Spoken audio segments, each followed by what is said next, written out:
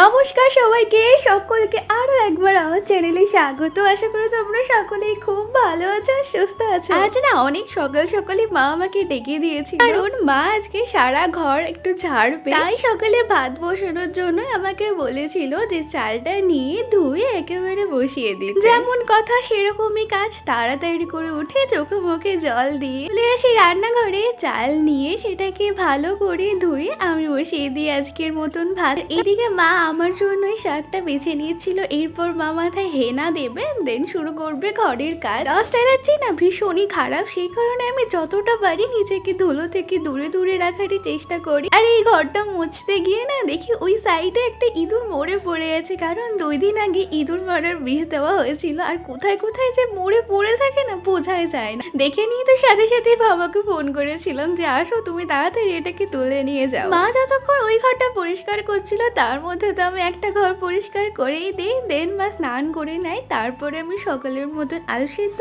ভাত এটা খেয়ে সকালে ব্রেকফাস্টটা কমপ্লিট করি। ডান হাতে এই 2টো আংটি পরে থাকতে থাকতে না কেমন যেন হয়ে গেছে, সেই কারণে ওই হাতের 2টো আংটি আমি বা হাতে আবার ট্রান্সফার করে নিই। হাতটা কেমন হয়ে গেছে না, এই কারণে আমি হাতে আংটি পরতে চাই। বাবার হুকুম হলো ওই বেডশিটটা তুলে অন্য একটা বেডশিট পেতে দে। আর এটাই হচ্ছে আমার কাছে অনেক বড় ঝামেলার একটা কাজ থাকে। যাই হোক করতে তো হবে। 3 জন একসাথে বসে পড়লাম দুপুরের লাঞ্চ কমপ্লিট করতে। না মা আজকে আমাকে এখানে সবেদা লেবু কেটে দিয়েছিল, কিন্তু পুরোটা আমি খেয়ে উঠতে পারিনি। তার মধ্যেই বৌদি ফোন করলো, একজন এসে বলে আমার খোঁজ করছে। আমি তো অবাক হয়ে গেলাম, আমার খোঁজ আবার কে করবে? কে বলতে ওই পাশ থেকে উত্তর এলো, আমি তো চিনি না, তুই বরং একটু এসে দেখে যা। তাকে দেখে তো আমার খুব ভালো লাগলো, কারণ যেই জিনিসটার জন্য আমি অনেক কাঠখড় পুড়িয়েছি এতদিন ধরে, সেই জিনিসটা অ্যাট লাস্ট হয়েছে। আর এখন আমার 18 বছর না হওয়ার কারণে এতদিন ধরে ব্যাপারটা আটকে ছিল, এখন তো হয়ে গেছে, আর কোনো সমস্যা নেই। বাবা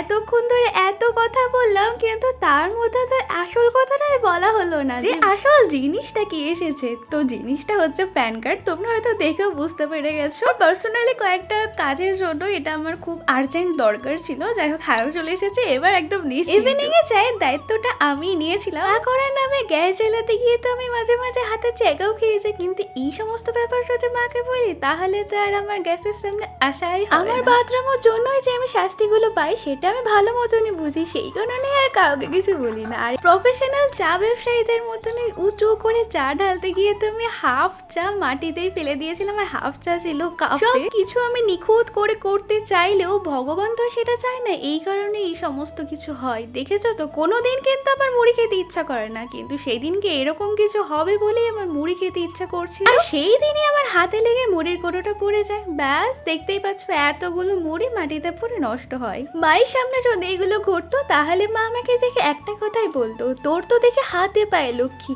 আমি না এই কথাটার মানে আজও বুঝলাম না। আমি তো জানি লক্ষ্মী ঠাকুর খুবই শান্ত হয়, তাহলে এইগুলো কেন বলে তার সম্বন্ধে। মায়ের কাছে জিজ্ঞাসা করেছিলাম চাটা কেমন হয়েছে, কিন্তু মা আর বলেনি। তাই আমি নিজেই চা খেয়ে বলে দিলাম যে হ্যাঁ খুব সুন্দর হয়েছে, কোনো ব্যাপার না। বাইরে বেরিয়ে দেখি এতগুলো হনুমানের সাথে বাবা বসে আছে, আর এদের বুদ্ধির কাছে সত্যি মানুষের বুদ্ধিও হার মেনে যাবে। শেষ হয়ে গেছে বললেও বিশ্বাস করছে না। পকেট থেকে বিস্কুট গুলো দিচ্ছিল বলে ও পকেট দেখলো, তারপরে বিশ্বাস করে শান্ত হলো। তাহলে ভাবো কত অ্যাডভান্স লেভেলের বুদ্ধি। সন্ধ্যেবেলায় মায়ের সাথে একটু বাজারে যেতে হবে বলে রেডি হয়ে নিয়েছিলাম, আর ভাবছিলাম কি যে লিপস্টিকটা তো পরেই আছে, কোথাও তো এখন আর যাওয়াও হয় না দেওয়াও হয় না, বেরোচ্ছে যখন তাহলে একটু দিয়েই যাই। সেই কারণে ঝটাফট আমি দিয়ে দিলাম, কারণ যদি দেখে আমি এই করছি তাহলে আবার বকা খাবো। আর জানো তো ছোটবেলায় না আমি ভীষণ সাজুনে ছিলাম, সেই তুলনায় তো এখন এক ভাগও নেই। সাজতে রেডি হতে বেরোতে এখন না কেমন যেন বোরিং বোরিং লাগে, কেমন যেন